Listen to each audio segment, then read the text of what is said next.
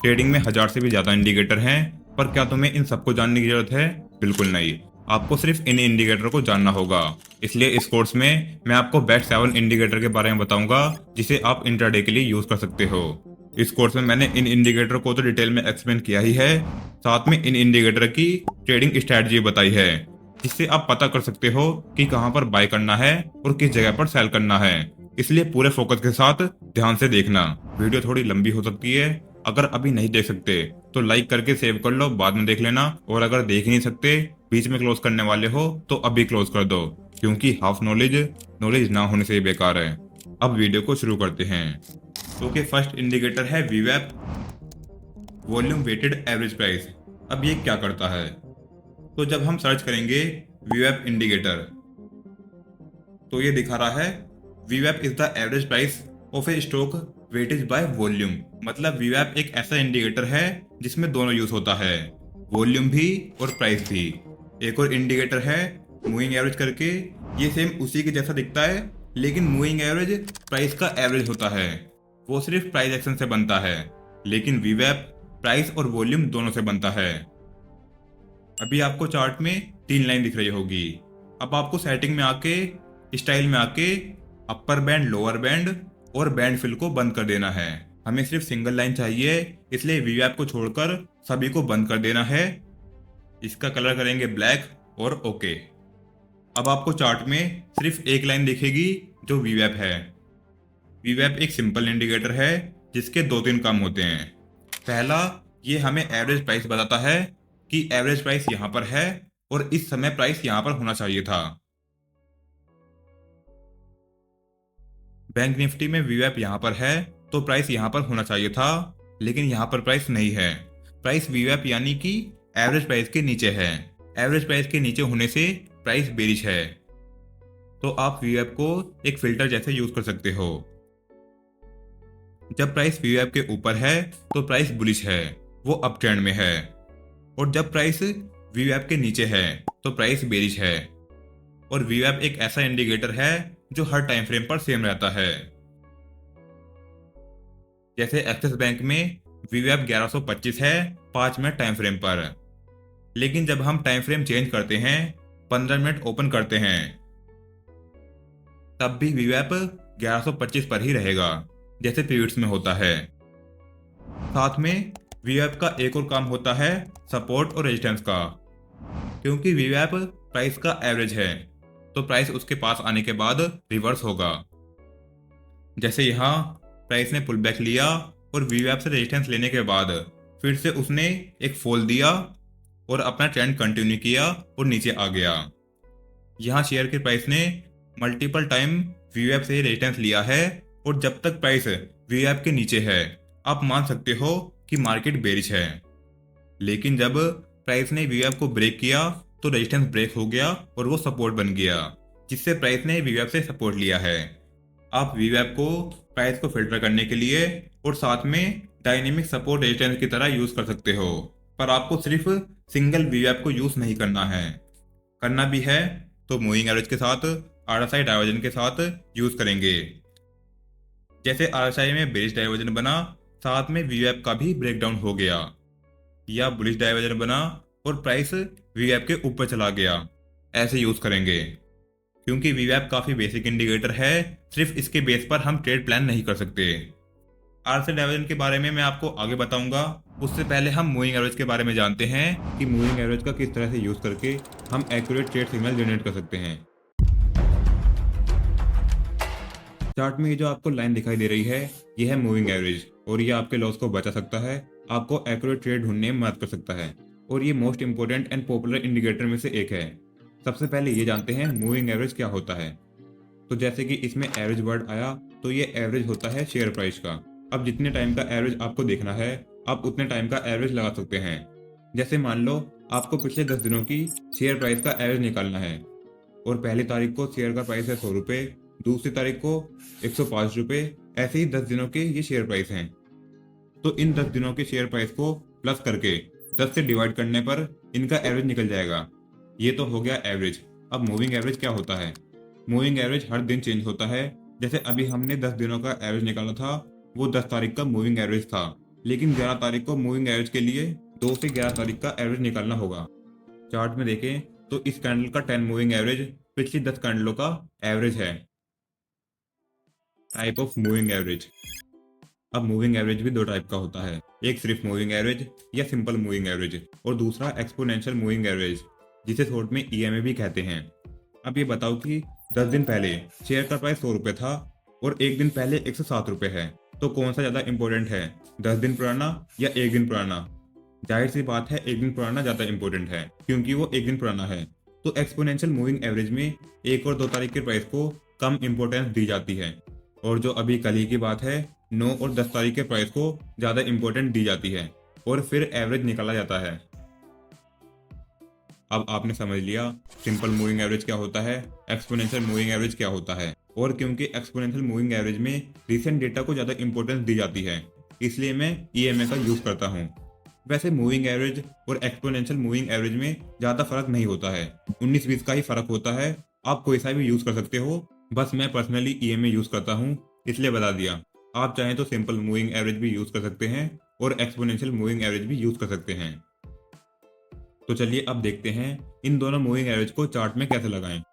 तो चार्ट में लगाने के लिए आपको इंडिकेटर सेक्शन में आना है और सर्च करना है मूविंग एवरेज। तो जिसके सामने सिंपल लिखा है वो है सिंपल मूविंग एवरेज, और एक्सपोनेंशियल के लिए आपको सर्च करना है ईएमए। तो यहाँ ऊपर आ जाएगा मूविंग एवरेज एक्सपोनेंशियल, इस पर क्लिक करके आप इसे चार्ट में लगा सकते हैं। तो जब आप इसे चार्ट में प्लॉट करोगे तो आपको डिफॉल्ट 9 मूविंग एवरेज लगा हुआ मिलेगा, मतलब पिछली 9 कैंडलों का मूविंग एवरेज। 9 कैंडलों का, 9 दिनों का नहीं। मूविंग एवरेज हमें क्लियर पिक्चर देता है मार्केट ट्रेंड की और मार्केट स्ट्रक्चर की। अब आप यहाँ सेटिंग से मूविंग एवरेज को चेंज कर सकते हो अपने हिसाब से। सबसे पॉपुलर और यूज होने वाले मूविंग एवरेज हैं 20 मूविंग एवरेज, 50, 100 और 200 moving average. Different moving average different trend को आइडेंटिफाई करने में यूज होते हैं। 200 पीरियड मूविंग एवरेज यूज होता है मार्केट के लॉन्ग टर्म ट्रेंड को आइडेंटिफाई करने के लिए, और 20 पीरियड मूविंग एवरेज यूज होता है शॉर्ट टर्म ट्रेंड को पता करने के लिए। अब अपने हिसाब से भी मूविंग एवरेज को चेंज करके उसे यूज कर सकते हैं, या ये कह सकते हैं मूविंग एवरेज ट्रेंड आइडेंटिफाई करने और प्राइस एक्शन को फिल्टर करने के लिए यूज होता है। अब मूविंग एवरेज के यूसेज देखते हैं जिससे तुम बेटर ट्रेड डिसीजन ले सको। सबसे पहला यूज होता है ट्रेंड को आइडेंटिफाई करने का। अब मूविंग एवरेज का यूज करके 3 तरीकों से आप ट्रेंड का पता कर सकते हो। Price versus moving average. सबसे पहला है प्राइस और मूविंग एवरेज को देख करके। अगर प्राइस मूविंग एवरेज के ऊपर है और लगातार मूविंग एवरेज के ऊपर ही ट्रेड कर रहा है तो मार्केट अप ट्रेंड में है। अप ट्रेंड में हम लॉन्ग साइड यानी बाई की ट्रेड देखते हैं, क्योंकि ऐसे लॉजिकल ट्रेडर हमें हमेशा ट्रेंड के साथ चलना चाहिए। ऐसे ही अगर प्राइस मूविंग एवरेज के नीचे ट्रेड कर रहा है तो मार्केट डाउन ट्रेंड में है, और डाउन ट्रेंड में सेल साइड की ट्रेड देखेंगे।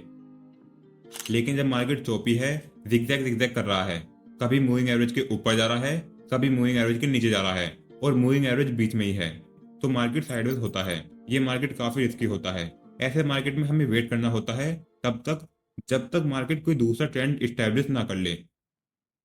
मैं आपको सजेस्ट करूंगा कि आप 2 मूविंग एवरेज यूज करो, एक लॉन्ग टर्म मूविंग एवरेज बड़े पीरियड का और दूसरा शॉर्ट टर्म मूविंग एवरेज छोटे पीरियड का। इससे यह होगा बड़े पीरियड का मूविंग एवरेज हमें लॉन्ग टर्म ट्रेंड बताएगा और छोटे पीरियड का मूविंग एवरेज हमें फिलहाल का शॉर्ट टर्म का ट्रेंड बताएगा, और हमें इन दोनों का पता होना जरूरी है। फॉर एग्जाम्पल, अगर किसी स्टॉक में लॉन्ग टर्म ट्रेंड अप है साथ में शॉर्ट टर्म ट्रेंड भी अप है तो इसमें बाय की अच्छी ट्रेड मिलेगी। लेकिन जब short term trend long term trend के ऑपोजिट होगा, उसके खिलाफ होगा, तो सेल साइड की ट्रेड रिस्की हो सकती है। अब यहाँ पर मैंने 2 मूविंग एवरेज लगाए हैं। एक 200 पीरियड का मूविंग एवरेज है लॉन्ग टर्म ट्रेंड को आइडेंटिफाई करने के लिए, और दूसरा 20 पीरियड मूविंग एवरेज है शॉर्ट टर्म ट्रेंड को पता करने के लिए। तो 200 MA हमें बता रहा है कि ओवरऑल ट्रेंड अपसाइड का है क्योंकि प्राइस इसके ऊपर है। 20 MA हमें शॉर्ट टर्म ट्रेंड बता रहा है। अगर हम 20 MA को देखें तो हम ये कह सकते हैं कि इन जगह पर मार्केट अप ट्रेंड में है और हम यहाँ बाय साइड की ट्रेड को देख सकते हैं। सेम ऐसे ही इन जगह पर प्राइस मूविंग एवरेज के नीचे है तो ये डाउन ट्रेंड में है और इनमें हम सेलिंग साइड की ट्रेड को देख सकते हैं। लेकिन हम ऐसा नहीं करेंगे क्योंकि इस पूरे सिनेरियो में 200 मूविंग एवरेज प्राइस के नीचे है। ऐसा करने से हम लॉन्ग टर्म ट्रेंड के अगेंस्ट चले जाएंगे, जो काफी रिस्की है। जब short term trend long term trend के अगेंस्ट हो जाता है तो हमें वहां पर ट्रेड नहीं लेनी है। अब यहाँ पर शॉर्ट टर्म ट्रेंड तो साइडवेज है, लेकिन long term trend down trend है। ऐसे मार्केट में आपको सपोर्ट पर बाय नहीं करना है, क्योंकि वो लॉन्ग टर्म ट्रेंड के अगेंस्ट हो जाएगा। लेकिन आप रेजिस्टेंस के पास सेल पोजीशन देख सकते हैं। दो मूविंग एवरेज भले ही आपको अच्छे ट्रेड ढूंढ के ना दें, लेकिन ये आपको खराब ट्रेड लेने से बचाएंगे। Moving average slope. अगर अप ट्रेंड में मूविंग एवरेज का एंगल 20 to 30 डिग्री है तो ये वीक अप ट्रेंड है। वहीं अगर मूविंग एवरेज का एंगल 55 डिग्री या इससे ऊपर है तो ये एक स्ट्रॉन्ग अप ट्रेंड है। ऐसे ही सेम डाउन ट्रेंड के लिए भी है। अगर मूविंग एवरेज ज्यादा स्ट्रेट होकर नीचे गिर रहा है तो वो स्ट्रॉन्ग डाउन ट्रेंड है, और इस जगह पर वीक डाउन ट्रेंड है। Large moving average versus small moving average. Trend identify का ये एक और तरीका है, जिसमें हम एक बड़े पीरियड का मूविंग एवरेज का यूज करते हैं और एक छोटे पीरियड का। जैसे मैंने यहाँ दो मूविंग एवरेज लगा रखे हैं, एक 200 मूविंग एवरेज और दूसरा उससे छोटा 50 मूविंग एवरेज। जब भी 50 MA 200 MA के ऊपर होता है तो उसे हम अप ट्रेंड कंसिडर करते हैं। ऐसे ही जब 50 MA 200 MA के नीचे होता है या छोटे पीरियड का मूविंग एवरेज बड़े पीरियड के मूविंग एवरेज के नीचे होता है तो उसे हम डाउन ट्रेंड कंसिडर करते हैं। How to identify trend reversal using moving average. Trend reversal पता करने के लिए हम क्या कर सकते हैं। देखो, जब तक प्राइस मूविंग एवरेज के ऊपर था वो अप ट्रेंड में था, और प्राइस के नीचे आते ही मार्केट डाउन ट्रेंड में कन्वर्ट हो गया था। तो हम ये कह सकते हैं कि जैसे ही प्राइस मूविंग एवरेज को नीचे की साइड ब्रेक करेगा तो मार्केट अप ट्रेंड से डाउन ट्रेंड में कन्वर्ट हो जाएगा, और ऐसे ही जब प्राइस मूविंग एवरेज को ऊपर की साइड ब्रेक करेगा तो मार्केट डाउन ट्रेंड से अप ट्रेंड में रिवर्स हो जाएगा। पर ये इतने एक्यूरेट नहीं होते, इसलिए इसमें दो क्रॉसओवर होते हैं सही से ट्रेंड रिवर्सल को पता करने के लिए। तो इसके लिए आपको दो मूविंग एवरेज चार्ट में लगाने होंगे। आप एक्सपोनेंशियल मूविंग एवरेज या सिंपल मूविंग एवरेज कोई सा भी लगा सकते हो। तो मैं EMA लगाता हूँ, एक को कर देता हूँ 20 और दूसरे को 50 पीरियड। जरूरी नहीं है आप इन्हीं पीरियड को लगाओ, आप 200, 100, 150 कैसे भी लगा सकते हो। बस एक बड़े पीरियड का मूविंग एवरेज होना चाहिए और दूसरा छोटे पीरियड का, जैसे यहाँ पर है 50 और 20। अब जब भी 20 EMA या छोटे टाइम पीरियड का मूविंग एवरेज बड़े वाले को नीचे से ऊपर की तरफ काटता है तो ये होगा गोल्डन क्रॉसओवर, और ऐसा माना जाता है कि यहाँ से मार्केट अप ट्रेंड में चेंज हो जाएगा और ये यहाँ से ऊपर जाएगा। और जब 20 MA बड़े वाले को ऊपर से नीचे की साइड काटता है तो ये होता है दैट क्रॉसओवर, और यहाँ से मार्केट डाउन ट्रेंड में कन्वर्ट होकर गिर जाता है। लेकिन मैं आपको सजेस्ट करूंगा कि तुम्हें इन दोनों में से किसी भी क्रॉसओवर पर ट्रेड नहीं लेना है, क्योंकि सिर्फ एक इंडिकेटर के बेस पर हम ट्रेड नहीं ले सकते। अगर हम लेते हैं, सबसे पहले एंट्री अच्छी नहीं मिलेगी और दूसरा हमारा SL बार बार हिट होगा, क्योंकि इसमें फेक सिग्नल आते हैं। लेकिन इसका मतलब ये नहीं है कि ये बेकार है। इसका यूज आप अदर फैक्टर के साथ कर सकते हो। जैसे आपकी कोई स्ट्रैटेजी है, आप चार्ट पैटर्न का यूज कर रहे हो, प्राइस एक्शन पर ट्रेड कर रहे हो, तो इन दो इंडिकेटर को आप उनके साथ यूज कर सकते हो। ये आपको क्लियर डायरेक्शन देते हैं, आपके ट्रेड को कंफर्म करते हैं। इससे आपकी काफी हेल्प हो जाएगी। बस आपको ये याद रखना है, जब स्मॉल MA नीचे से क्रॉस करेगा तो गोल्डन क्रॉसओवर, और जब ऊपर से क्रॉस करेगा तो दैट क्रॉसओवर।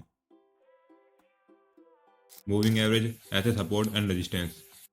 हाँ, मूविंग एवरेज ट्रेंड बता रहा है, रिवर्सल बता रहा है, पर इसका एक और यूज है, वो है सपोर्ट और रेजिस्टेंस का। प्राइस मूविंग एवरेज से सपोर्ट और रेजिस्टेंस भी लेता है। यहाँ मैंने 200 मूविंग एवरेज लगा रखा है, और ये ऐसा सपोर्ट और रेजिस्टेंस होता है जो प्राइस के साथ मूव करता है।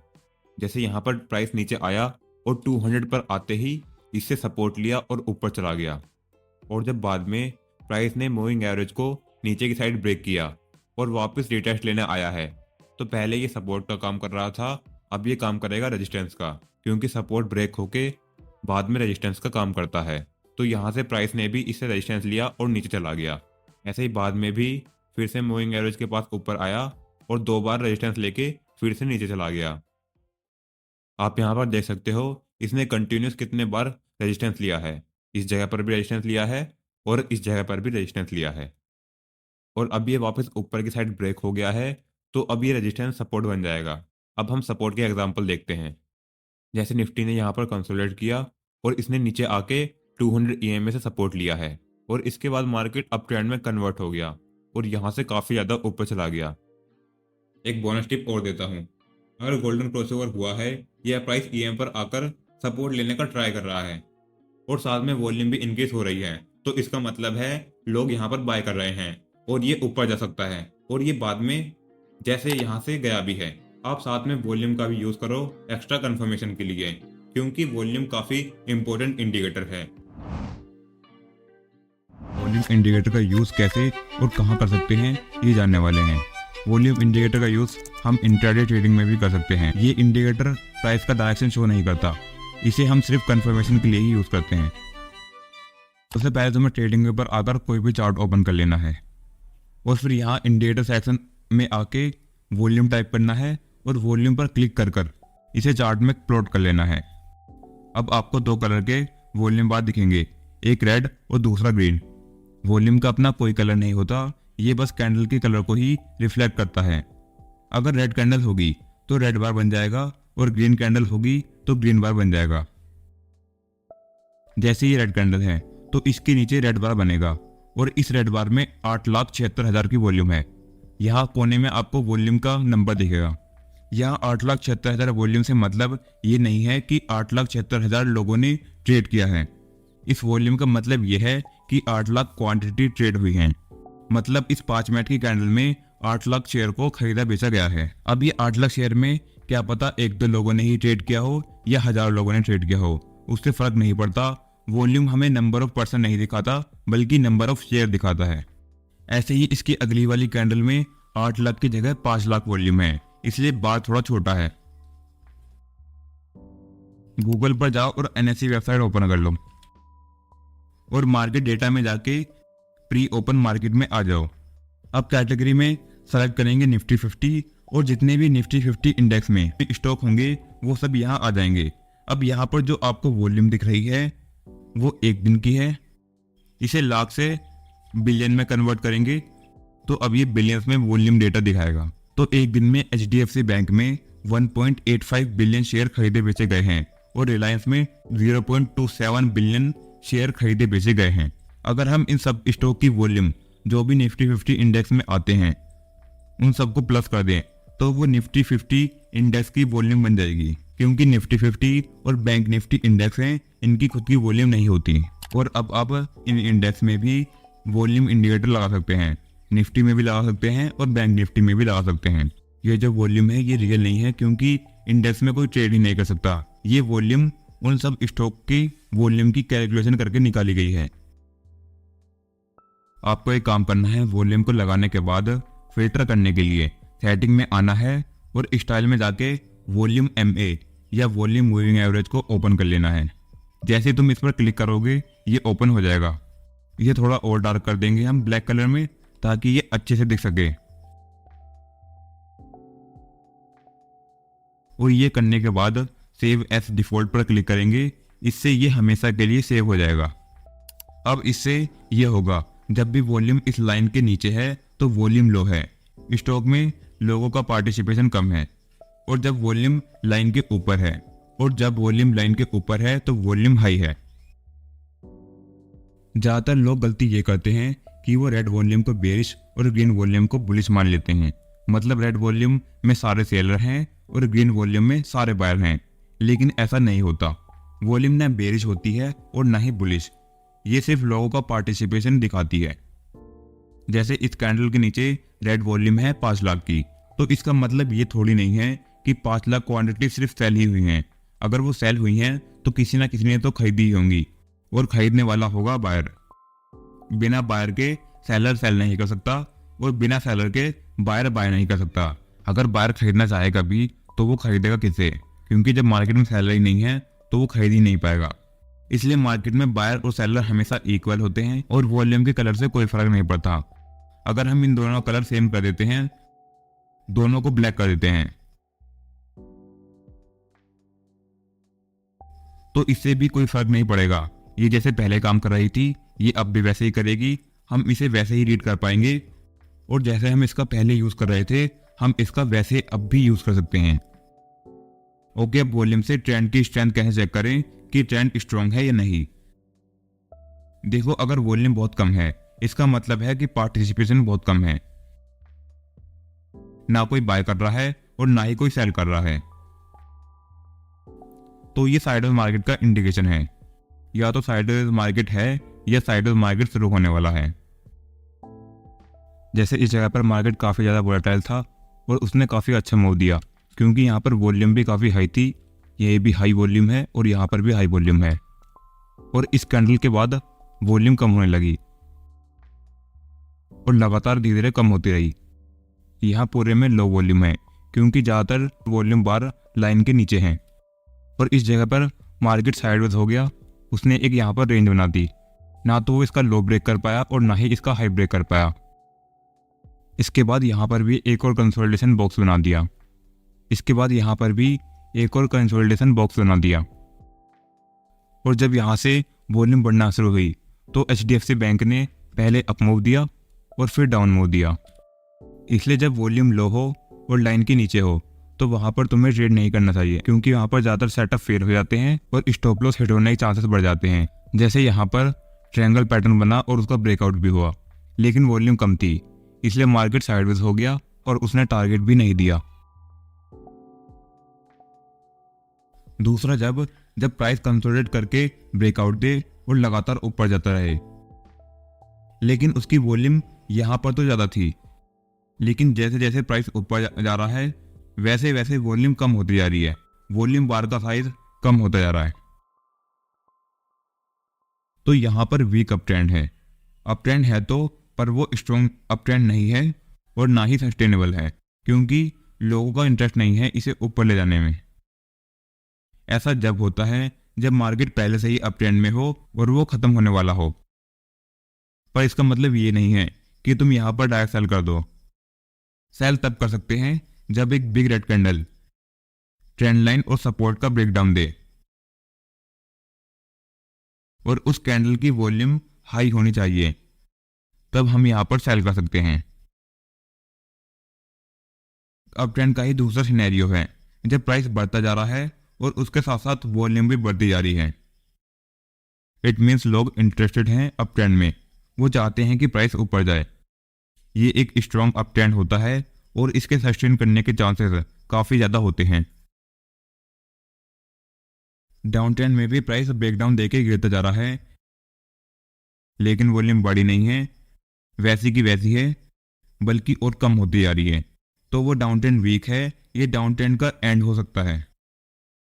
और अगर प्राइस के साथ साथ वॉल्यूम में भी एक फर्दर इंक्रीज देखने को मिलता है, प्राइस गिरता जा रहा है और वॉल्यूम लगातार बढ़ती जा रही है, तो ये एक स्ट्रॉन्ग डाउन ट्रेंड है, ये कंटिन्यू हो सकता है।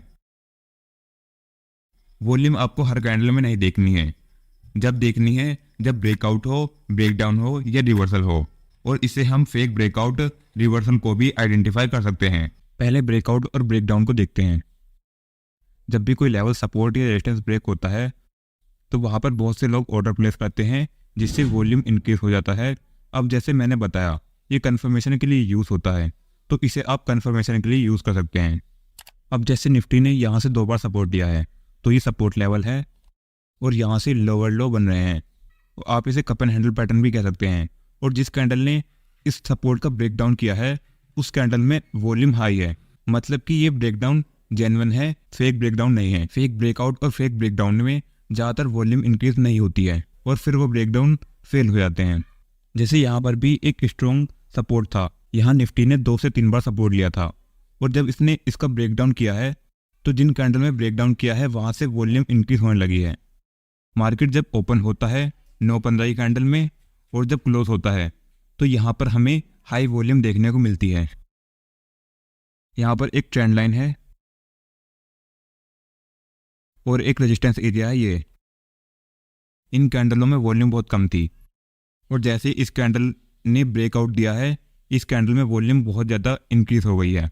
जब वॉल्यूम इंक्रीज होती है तो उससे ब्रेकआउट कंफर्म हो जाता है, तो इसलिए आप यहाँ पर बाय कर सकते हो।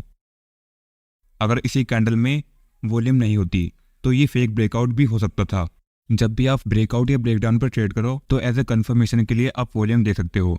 आपको टोटली वॉल्यूम पर डिपेंड नहीं होना, बस सिर्फ और सिर्फ कंफर्मेशन के लिए ही यूज़ कर सकते हो। जब ब्रेकआउट ब्रेकडाउन होता है तो वॉल्यूम इंक्रीज हो जाती है, और जब फेक ब्रेकडाउन होता है तो उसमें ज़्यादातर वॉल्यूम इंक्रीज नहीं होती है। रिवर्सल में भी सेम होगा, प्राइस रिवर्स होने वाला होगा तो वॉल्यूम इंक्रीज हो जाएगी। जैसे यहाँ पर सपोर्ट है तो इस सपोर्ट से प्राइस रिवर्स हो सकता है, और जिस कैंडल से प्राइस रिवर्स हुआ है ये हैमर या पिन बार जैसी कैंडल है। पहले यहाँ पर वॉल्यूम इंक्रीज नहीं थी और इस कैंडल में वॉल्यूम इंक्रीज हो गई है। आप इस कैंडल में भी देख सकते हो, यहाँ से प्राइस ने रेजिस्टेंस लिया है और इस कैंडल में भी पहले वाली कैंडल से और लाइन से ऊपर वॉल्यूम है। ओके, नेक्स्ट इंडिकेटर जिसके बारे में हम डिस्कस करने वाले हैं वो है एडीएक्स। एडीएक्स क्या होता है? Average directional index. अब ये क्या करता है? ये हमें डायरेक्शन शो नहीं करता कि मार्केट ऊपर जाएगा या फिर नीचे जाएगा, बल्कि ये हमें ट्रेंड की स्ट्रेंथ दिखाता है कि जो भी करंट मार्केट में ट्रेंड है उसकी स्ट्रेंथ कितनी है, और साइडवेज डे से बचाता है।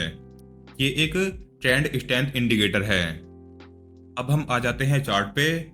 यहाँ पर आकर जब एडीएक्स सर्च करोगे तो आपको एक इंडिकेटर मिलेगा एवरेज डायरेक्शनल इंडेक्स करके, पर मैं इसे यूज नहीं करता।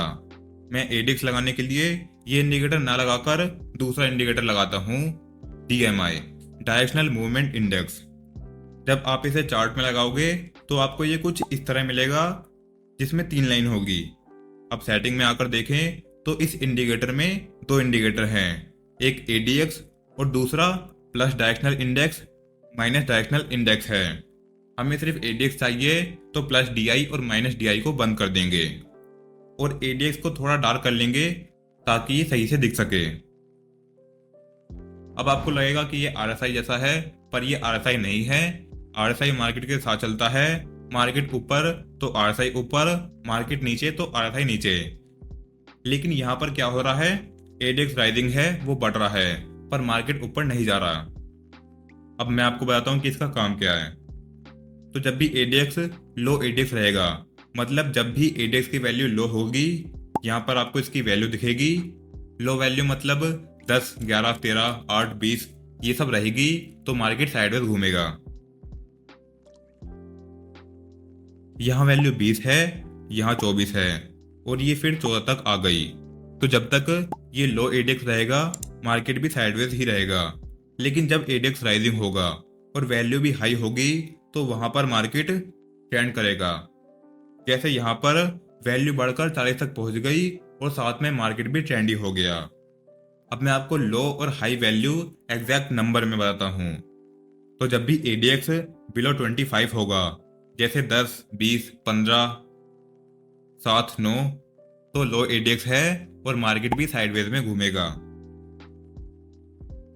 जैसे ये भी साइडवेज मार्केट है और यहाँ पर भी एडीएक्स बिलो 25 है। लेकिन जब एडीएक्स की वैल्यू बढ़ना शुरू करेगी और एडीएक्स राइजिंग होगा कुछ इस तरह से 20, 25, 30, 35 और 50, तो वहां पर मार्केट ट्रेंड करेगा। जैसे यहाँ पर एडीएक्स 9-10 के आसपास था और मार्केट भी साइडवेज में घूम रहा था। लेकिन यहां से एडीएक्स बढ़ना शुरू हुआ और हम एक 25 पर लाइन ड्रॉ कर लेंगे जिससे पता चले कि कब लो एडीएक्स है और कब हाई एडीएक्स है। तो जैसे ही एडीएक्स 25 के ऊपर गया, साथ में एडीएक्स राइजिंग हुआ, मार्केट ने ट्रेंड करना शुरू कर दिया और 40 के बाद एडीएक्स डिक्रीज होने लगा, जिससे मार्केट में मोमेंटम थोड़ा कम हो गया। अब कोई दूसरा दिन देखते हैं। तो यहाँ पर निफ्टी गैप अप ओपन हुआ। यहाँ एडीएक्स 25 के तो ऊपर है लेकिन वो डिक्रीजिंग है, लगातार कम होता जा रहा है, जो दिखाता है कि यहाँ पर मार्केट साइडवेज हो सकता है। इसके बाद एडीएक्स 7-8 पर आ गया और पूरे दिन बिलो 25 ही रहा, जिससे पूरा दिन साइडवेज हो गया। ऐसे में आपको ट्रेडिंग अवॉइड करनी है। यहाँ पर भी निफ्टी पूरे दिन साइडवेज रह गया क्योंकि एडीएक्स की वैल्यू लो थी और यहाँ निफ्टी ने रेजिस्टेंस ब्रेक किया, साथ में एडीएक्स भी राइजिंग हो गया, जिससे निफ्टी ने काफी अच्छा अपसाइड का मूव दिया। लेकिन इस जगह से एडीएक्स ने गिरना शुरू किया, जिससे मार्केट साइडवेज हो गया। अभी तक मैंने आपको इसे इंडेक्स में दिखाया है, पर क्या ये स्टॉक्स में काम करेगा? तो एसबीआई में देखते हैं। इसमें भी सेम इंडिकेटर लगाएंगे और 25 पर एक लाइन ड्रॉ करेंगे। तो जब एडीएक्स 25 के ऊपर था तो स्टॉक में थोड़ी मूवमेंट थी, लेकिन जैसे ही ADX बिलो 25 हुआ तो मार्केट पूरे दिन साइडवेज हो गया। यहाँ हम एक ट्रेंड लाइन ड्रॉ कर सकते हैं और सपोर्ट भी ड्रॉ कर सकते हैं। तो जैसे ही शेयर का प्राइस सपोर्ट लेके ऊपर जाने लगे, साथ में ADX भी राइजिंग हो जाए, तो आप मान सकते हो कि यहां से मार्केट ट्रेंड कर सकता है, जो इसने किया भी है। और यहां से ADX राइजिंग हुआ और जब इसने 25 को ब्रेक किया तो ADX की वैल्यू भी इंक्रीज हो गई और साथ में स्टॉक में भी बिग अप मूव देखने को मिला। इस जगह ADX की वैल्यू 55 तक पहुंच गई थी, लेकिन उसके बाद ADX गिरना शुरू हुआ, जिससे मार्केट साइडवेज में घूमने लगा। आपको कभी भी गिरते हुए ADX में ट्रेड नहीं लेना है। गिरते हुए ADX में मार्केट साइडवेज हो जाता है और जब ADX राइजिंग होता है तो मार्केट ट्रेंड करता है। अब हम RSI को जानते हैं, लेकिन तुम्हें पता है बहुत से लोग RSI को गलत तरीके से यूज करते हैं। उन्हें लगता है कि जैसे ही RSI इस 70 लेवल को ब्रेक करे तो डायरेक्ट सेल कर दो और नीचे 30 लेवल को ब्रेक करे मतलब स्टॉक ओवरसोल्ड हो चुका है तो डायरेक्ट बाय कर लो, जो बिल्कुल गलत है। पर इसमें उनकी गलती नहीं है, क्या पता उन्हें यही सिखाया गया हो। इसलिए आज मैं इस वीडियो में आपको बताऊंगा कि इसे सही से कैसे यूज करें और इसे यूज करने का सही तरीका क्या है। आप इसे जितना छोटा टॉपिक या इजी समझते हो, शायद से ये उतना इजी नहीं है। इसका यूज आप बहुत तरह से कर सकते हो। इसका इस्तेमाल करके आप बहुत सी स्ट्रैटेजी भी बना सकते हो। साथ में इसे हर मार्केट में यूज कर सकते हैं, जैसे स्टॉक, क्रिप्टो, फॉरेक्स और कमोडिटी। अब शुरू से देखते हैं RSI है क्या। तो RSI, जिसकी full form relative strength index है, को 1978 में जे वॉइस वाइल्डर ने बनाया था या डेवलप किया था। और ये वही बंदा है जिसने ADX भी बनाया है। आप ADX पर भी ये वीडियो देख सकते हो इसके बाद। और मेरे पास इन दोनों इंडिकेटर से रिलेटेड एक टॉप सीक्रेट स्ट्रेटजी भी है। अगर आपको चाहिए तो आप कमेंट में बता सकते हो। तो RSI निकालने का ये फॉर्मूला होता है। इसकी जरूरत नहीं है, आपको बस ये जानने की जरूरत है कि एवरेज गेन को एवरेज लॉस से डिवाइड करके RSI निकाला जाता है। एवरेज गेन मतलब प्राइस जितना बड़ा है और एवरेज लॉस प्राइस में जितनी गिरावट आई है उसका एवरेज होता है। ये आपको निकालने की जरूरत नहीं है, ये सब ऑटोमेटिक निकल जाता है। अब मैं आपको RSI चार्ट में लगाकर दिखाता हूँ। चार्ट में लगाने के लिए आपको इंडिकेटर सेक्शन में जाना है और सर्च करना है RSI। फिर फर्स्ट वाले पर रिलेटिव स्ट्रेंथ इंडेक्स पर क्लिक करना है और इसे चार्ट में लगा लेना है। अब लगाने के बाद हमको दो कलर की लाइन दिखेगी, एक ब्लू कलर की लाइन होगी और दूसरी येलो कलर की। ये ब्लू वाला है RSI और येलो वाला है RSI का MA। हमें RSI का MA यूज नहीं करना है, इसलिए सेटिंग में जाकर RSI बेस MA को बंद कर देंगे और यहाँ पर आपको कुछ नहीं छेड़ना है। इनपुट्स में आकर देखें तो यहाँ पर आपको RSI लेंथ 14 मिलेगी। इसका मतलब है पिछली 14 कैंडल के एवरेज गेन और एवरेज लॉस को डिवाइड करके RSI निकाला जा रहा है। इसमें भी आपको कुछ चेंज नहीं करना है और सेव कर देना है। अब आपको यहाँ पर 0 से 100 तक के नंबर दिखेंगे और इन नंबर पर 3 लेवल होते हैं जो बहुत इंपॉर्टेंट होते हैं। फर्स्ट लेवल होता है 50, जो मिडल पॉइंट भी होता है। सेकेंड होता है 70 और थर्ड नीचे की तरफ होता है 30। सबसे पहले 50 की बात करें तो जब भी RSI 50 के ऊपर होगा, जैसे इस जगह पर है, तो मार्केट बुलिश है, शेयर बढ़ रहा है। और जब भी RSI की वैल्यू 50 के नीचे होगी तो मार्केट बेरिश है, शेयर की प्राइस गिर रही है। अब जो 30 और 70 लेवल है, इसे लोग कैसे यूज करते हैं पहले मैं ये बता दूं। जब भी RSI की वैल्यू 70 के ऊपर जाती है तो लोग डायरेक्ट सेल कर देते हैं, ये देखकर कि ओवरबॉट हो गया है, मतलब स्टॉक को लोगों ने कुछ ज्यादा ही खरीद लिया है और वो ज्यादा ही ऊपर चला गया है। मतलब ये तो वही वाली मेंटालिटी हो गई कि इतना ऊपर चला गया है, अब तो नीचे आएगा ही, इसलिए सेल कर देता हूँ। 30 लेवल के नीचे जाते ही स्टॉक ओवरसोल्ड हो जाता है, मतलब ज्यादा ही नीचे गिर गया होता है, तो लोग इस जगह पर सीधे बाय कर लेते हैं। पर तुम्हें ऐसा नहीं करना है, क्योंकि सिर्फ एक इंडिकेटर के बेस पर हम ट्रेड नहीं ले सकते और ये यहाँ से और भी नीचे आ जाता है, साथ में प्राइस भी नीचे गिर जाता है। अब इन लेवल का यूज आप 3 तरीकों से कर सकते हो। सबसे पहले ओवरबॉट और ओवरसेल का यूज करके। जब RSI 70 लेवल को ब्रेक करके ऊपर निकल जाए तब सेल नहीं करना है। जब ये दोबारा ओवरबॉट जोन से होकर 70 लेवल के नीचे आ जाए, मतलब पहले 70 लेवल का ब्रेकआउट हुआ, फिर वो ब्रेकआउट फेल हो गया और RSI ने फिर से 70 लेवल को ब्रेक किया, लेकिन अब की बार नीचे को ब्रेक किया, तब सेल ट्रेड प्लान कर सकते हैं। वो भी अदर फैक्टर को ध्यान में रखकर। जैसे यहाँ पर रेजिस्टेंस भी है और पिन बार टाइप की कैंडल भी बनी है, तो यहाँ पर हम सेल कर सकते हैं। ठीक इसी तरह से हम 30 लेवल का भी यूज करेंगे बाय करने के लिए। देखो इस कैंडल पर आरएसआई की वैल्यू इतनी कम हो गई कि उसने 30 लेवल को भी ब्रेक कर दिया। अब यहाँ पर बहुत से लोग बाय करके ट्रैप हो जाएंगे क्योंकि मार्केट और ज्यादा नीचे गिर गया। लेकिन जब आरएसआई ओवरसेल जोन से होकर फिर से 30 लेवल को अपसाइड ब्रेक करेगा तो हम बाय साइड प्लान कर सकते हैं। तो इस ग्रीन कैंडल पर आरएसआई ने 30 लेवल को ब्रेक किया है। अब कंफर्मेशन के लिए क्या यहाँ पर कोई सपोर्ट है?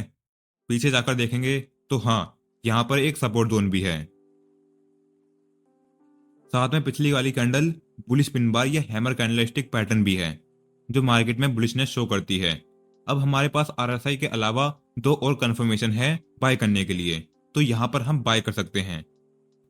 स्टॉप लॉस इस हैमर के नीचे लगाकर इस रेजिस्टेंस तक का टारगेट ले सकते हैं जो यहाँ पर आसानी से हिट हो गया है। यहाँ पर भी मार्केट तभी बुलिश हुआ जब आरएसआई ओवरसोल्ड से निकलकर वापस 30 लेवल के ऊपर आया। दूसरा तरीका इन लेवल को यूज करने का, सबसे पहले आपको इन लेवल को ही चेंज कर देना है। सेटिंग में आकर जो 70 है इसे कर देना है 60 और जो 30 है इसे कर देना है 40 यानी 40। अब मैंने आपको क्या बताया था, 50 के ऊपर मार्केट बुलिश होता है और 50 के नीचे मार्केट बेरिश होता है। तो इसी कॉन्सेप्ट का यूज करके ये तरीका या स्ट्रेटजी बनाई गई है।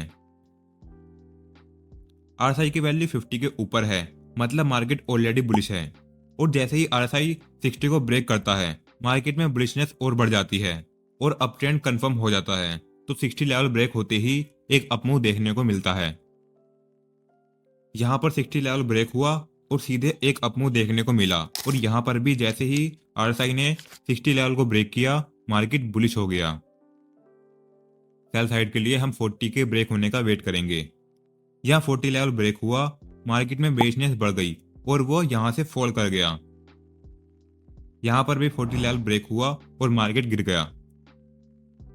जब हम 70 और 30 लेवल का यूज कर रहे थे तब हम ट्रेंड रिवर्सल ट्रेड कर रहे थे, मतलब जब ट्रेंड चेंज हो रहा था तब ट्रेड ले रहे थे। लेकिन अब हम ट्रेंड कंटिन्यूएशन ट्रेड कर रहे हैं, यानी कि ट्रेंड के साथ गिरते हुए मार्केट में सेल कर रहे हैं और बढ़ते हुए मार्केट में बाय कर रहे हैं। लेकिन अब तुम्हें यह कंफ्यूजन होगी कि तुम्हें कौन सा यूज करना चाहिए। तो मैं तुम्हें बता दूं, अगर तुम बिगिनर हो तो जो मैंने पहला तरीका बताया था वो यूज करो, और तीसरा वाला जो बताऊंगा वो यूज करो। उन दोनों को तुम साथ में भी यूज कर सकते हो क्योंकि ये बिगिनर फ्रेंडली नहीं है, इसमें एंट्री और एग्जिट काफी हार्ड होते हैं। तीसरा तरीका, ताकि तुम फर्स्ट एंड थर्ड को साथ में यूज कर सको। सबसे पहले तुम्हें इसे वापस 70 और 30 पर सेट कर लेना है। अब हम यूज करेंगे दो चार्ट पैटर्न का आरएसआई में, जिनका नाम है डबल टॉप और डबल बॉटम। इन पैटर्न के बारे में आपको पता ही होगा। डबल टॉप जिसे एम पैटर्न भी कहते हैं, मार्केट में जब डबल टॉप पैटर्न बनता है तो मार्केट बेरिश हो जाता है। ऐसे ही डबल बॉटम यानी डब्ल्यू पैटर्न में मार्केट बुलिश हो जाता है। अगर आपको चार्ट पैटर्न के बारे में नहीं पता तो आप ये वीडियो देख सकते हो, इसका लिंक डिस्क्रिप्शन में मिल जाएगा। अब आपको ये पैटर्न आरएसआई में देखने हैं। एम पैटर्न बढ़ते हुए मार्केट में यानी 70 लेवल के आसपास, और डब्ल्यू पैटर्न नीचे वाले लेवल 30 के आसपास देखने हैं। जैसे इस जगह निफ्टी नीचे गिरा, साथ में आरएसआई की वैल्यू भी कम हुई, फिर प्राइस ने बढ़कर पिछला लो ब्रेक कर दिया। लेकिन आरएसआई में पिछला लो ब्रेक नहीं हुआ, आरएसआई ने वहीं से सपोर्ट लिया और ऊपर जाने लगा। ये फर्स्ट बॉटम और ये हो गया सेकंड बॉटम। यहाँ पर बायर साइलेंटली बाय कर रहे हैं, इसलिए आरएसआई का लो ब्रेक नहीं हुआ। यहाँ आरएसआई डाइवर्जन टाइप बन रहा है। आरएसआई डाइवर्जन क्या होते हैं आगे बताता हूँ। तो यहाँ से सपोर्ट लेकर आरएसआई साथ में प्राइस भी ऊपर चला गया। ऐसे ही यहाँ पर भी डब्ल्यू पैटर्न बना, ये पहला बॉटम और ये दूसरा बॉटम। यहाँ से सपोर्ट लेकर आरएसआई और प्राइस दोनों ऊपर चले गए। डबल टॉप में भी सेम ही होगा, बस ये आपको ऊपर के लेवल के पास देखना है। जैसे यहाँ पर एम पैटर्न बना, ये पहला टॉप और ये दूसरा टॉप, और प्राइस गिर गया। सेम यहाँ पर भी और यहाँ पर भी। इसे भी आपको कैंडलस्टिक पैटर्न सपोर्ट रेजिस्टेंस के साथ ही यूज करना है, जैसे हम ओवरसोल्ड और ओवरबोट के साथ यूज कर रहे थे। आरएसआई को यूज करना सीख लिया, अब आरएसआई डाइवर्जन के बारे में जानते हैं। देखो, ज्यादातर क्या होता है, प्राइस बढ़ रहा है तो आरएसआई भी बढ़ रहा है, और प्राइस गिर रहा है तो आरएसआई भी गिर रहा है। मोस्ट ऑफ टाइम यही होता है, दोनों साथ में चलते हैं, ऑपोजिट नहीं चलते। लेकिन हमेशा ऐसा नहीं होता, कभी कभी आरएसआई प्राइस से ऑपोजिट चलता है। प्राइस गिर रहा होता है तो आरएसआई बढ़ रहा होता है, प्राइस बढ़ रहा होता है तो आरएसआई गिर रहा होता है। इसे ही आरएसआई डाइवर्जन कहते हैं। अब इसे चार्ट में देखते हैं कौन सा बुलिश होता है और कौन सा बेरिश होता है। इस जगह पर प्राइस लगातार बढ़ रहा है, हायर हाई हायर लो बन रहे हैं और हर लो पिछले वाले के ऊपर है, तो यहां ट्रेंड लाइन बना देंगे अपसाइड को। अब आरएसआई को देखें तो वो लगातार गिर रहा है, हर लो पिछले वाले के नीचे है और लोअर लो लोअर हाई बन रहे हैं जो डाउन ट्रेंड में बनते हैं। इसका मतलब कि यहां सेलर साइलेंट तरीके से सेल कर रहे हैं। तो जब भी प्राइस बढ़ रहा होता है और आरएसआई गिर रहा होता है तो ये होता है बेरिश डाइवर्जन, और ऐसे में हमें बाय नहीं करना चाहिए, लेकिन सेल कर सकते हैं कंफर्मेशन पर। जैसे यहाँ पर बायर ने ब्रेकआउट पर बाय किया होगा और वो ट्रैप हो गए आरएसआई डाइवर्जन की वजह से और मार्केट काफी ज्यादा नीचे गिर गया। ऐसे ही बुलिश डाइवर्जन में प्राइस लगातार गिर रहा होता है, जैसे यहाँ पर प्राइस तो लगातार गिर रहा है, लोअर लो लोअर हाई बन रहे हैं, लेकिन आरएसआई बुलिश है, वो लगातार बढ़ रहा है, तो यहाँ बुलिश डाइवर्जन है और प्राइस इसके बाद काफी ऊपर गया है। आरएसआई डाइवर्जन को भी आपको अदर कंफर्मेशन के साथ यूज करना है, क्योंकि एक तरह से आरएसआई मार्केट की शैडो है, ना कि मार्केट इसकी शैडो है। पहले मार्केट मूव करता है, उसके बाद आरएसआई मूव करता है। आरएसआई के मूव करने से मार्केट मूव नहीं करता। ये बात आपको हमेशा याद रखनी है कि प्राइस सुपीरियर है किसी भी इंडिकेटर से। एक बोनस टिप और देता हूं, अगर लॉन्ग टर्म आरएसआई बुलिश है डे 1 या 1 आवर का, साथ में शॉर्ट टर्म आरएसआई भी बुलिश है 5 मिनट या 15 मिनट का, तो लॉन्ग साइड की ट्रेड ज्यादा अच्छी होंगी, उनके टारगेट के हिट होने के चांसेस ज्यादा होंगे। ऐसे ही लॉन्ग टर्म और शॉर्ट टर्म दोनों आरएसआई बेरिश हैं तो सेल ट्रेड ज्यादा बेहतर होंगी। इस वीडियो में हम MACD यानी मूविंग एवरेज कन्वर्जन डाइवर्जन के बारे में जानेंगे एकदम डिटेल में। बहुत से लोग इसे भी गलत तरीके से यूज करके लॉस कर रहे हैं। अगर तुम्हें इसके बारे में कुछ नहीं पता तो इस वीडियो के बाद सब कुछ जान जाओगे, और अगर तुम्हें इस इंडिकेटर की थोड़ी बहुत नॉलेज है भी तो भी इस वीडियो को पूरा देखना, क्योंकि इसमें आपको कुछ नया सीखने को मिलेगा। साथ में मैं आपको 3 ऐसी एडवांस स्ट्रेटजी के बारे में बताऊंगा जिससे इस इंडिकेटर की एक्यूरेसी बहुत बढ़ जाएगी। सबसे पहले मैं आपको MACD के बारे में बताऊंगा, फिर हम 3 एडवांस स्ट्रेटजी को देखेंगे। तो MACD, जिसे MACD भी कहते हैं, ये एक ट्रेंड फॉलोइंग मोमेंटम इंडिकेटर है। मतलब ये ट्रेंड को फॉलो करता है। अगर ट्रेंड अप ट्रेंड है तो ये भी ऊपर की तरफ जाएगा, और अगर ट्रेंड नीचे को है तो ये भी नीचे की तरफ जाएगा। ये ट्रेंड और मोमेंटम आइडेंटिफाई करने में यूज होता है। अब मैं आपको इसे चार्ट में लगाकर दिखाता हूँ। चार्ट में लगाने के लिए आपको इंडिकेटर सेक्शन में जाना है, और जो सी भी चार्टिंग साइट आप यूज करते हो वहां पर आपको ये ऑप्शन मिल जाएगा। तो यहाँ सर्च करना है MACD, और फर्स्ट वाले पर मूविंग एवरेज कन्वर्जन डाइवर्जन पर क्लिक करके इसे चार्ट में लगा लेना है। तो जैसे ही आप इसे चार्ट पे लगाओगे आपको 4 कंपोनेंट दिखेंगे जिससे मिलके MACD बना है। इन सब के बारे में बात करेंगे। पहले सेटिंग में जाकर इनपुट्स में देखते हैं। तो जब आप यहाँ आओगे तो आपको पता चलेगा कि ये EMA यानी एक्सपोनेंशियल मूविंग एवरेज का यूज करके बना है। अगर आपको नहीं पता EMA और मूविंग एवरेज क्या होता है तो आप ये वीडियो देख सकते हो इसके बाद। तो इसके अंदर 3 EMA यूज हुए हैं। First 12 period EMA, second 26 EMA और थर्ड 9 पीरियड EMA, जिससे मिलके ये बना है। अब इसके कंपोनेंट्स को देखते हैं। तो जैसे ही आप यहाँ आओगे आपको इसके 4 कंपोनेंट्स दिख जाएंगे। ये जो ब्लू कलर की लाइन है ये है MACD लाइन। तो जैसे मैंने आपको पहले बताया, इस इंडिकेटर में एक्सपोनेंशियल मूविंग एवरेज का यूज होता है, और वो यूज यहीं पर हो रहा है इस MACD लाइन को निकालने के लिए। तो बेसिकली ये MACD लाइन 26 पीरियड के एक्सपोनेंशियल मूविंग एवरेज और 12 पीरियड के एक्सपोनेंशियल मूविंग एवरेज का डिफरेंस है। मतलब 26 पीरियड ईएमए और 12 पीरियड ईएमए में जो भी डिफरेंस आता है वो यही है। और जो ये ऑरेंज कलर की लाइन है ना, वो है signal line. Signal line basically 9 period exponential moving average होता है। थर्ड कंपोनेंट मिलेगा आपको जीरो लाइन करके। तो ये जो बार्स है ना, या तो ये ऊपर की साइड हैं या नीचे की साइड हैं। इनके बीच में जो मिडल पॉइंट है वही है जीरो लाइन। इसके सामने भी नंबर लिखा है 0। चार्ट में जब भी 12 ईएमए 26 ईएमए के ऊपर होगा तो एमएसीडी लाइन जीरो लाइन के ऊपर चली जाएगी। और जैसे ही 12 ईएमए 26 ईएमए के नीचे आएगा तो एमएसीडी लाइन जीरो लाइन के नीचे आ जाएगी। अब लास्ट कंपोनेंट है हिस्टोग्राम। ये जो आप ग्रीन और रेड कलर के बार्स देख रहे हो ना, यही है हिस्टोग्राम। तो ये जो हिस्टोग्राम है ये बेसिकली डिफरेंस है एमएसीडी और सिग्नल लाइन का। जहां एमएसीडी और सिग्नल लाइन में डिफरेंस ज़्यादा है वहां काफ़ी बड़े बड़े हिस्टोग्राम हैं। लेकिन जहां पर एमएसीडी और सिग्नल लाइन में डिफरेंस कम है, पास पास में है दोनों लाइन, वहां पर हिस्टोग्राम काफ़ी छोटे हैं। अब हिस्टोग्राम से हमें पता क्या चलता है? तो जैसे ही एमएसीडी लाइन सिग्नल लाइन के ऊपर जाएगी तो वहां पर ग्रीन कलर के हिस्टोग्राम बनने लगेंगे, जो हमें दिखाता है कि स्टॉक बुलिश है, वो अप ट्रेंड में है। और जैसे ही एमएसीडी लाइन सिग्नल लाइन के नीचे जाएगी तो नीचे की साइड रेड कलर के हिस्टोग्राम बनने लगेंगे, जो दिखाते हैं कि स्टॉक बेरिश है। तो हिस्टोग्राम से आप स्टॉक का ट्रेंड पता कर सकते हो। अगर ग्रीन हिस्टोग्राम है तो स्टॉक अप ट्रेंड में है, और हिस्टोग्राम नीचे की साइड रेड है तो स्टॉक डाउन ट्रेंड में है। अब मैकडी हमें बुलिश और बेरिश सिग्नल कैसे देता है, इसका यूज हम कैसे कर सकते हैं ट्रेड लेने में? फर्स्ट यूज है हिस्टोग्राम स्लोप।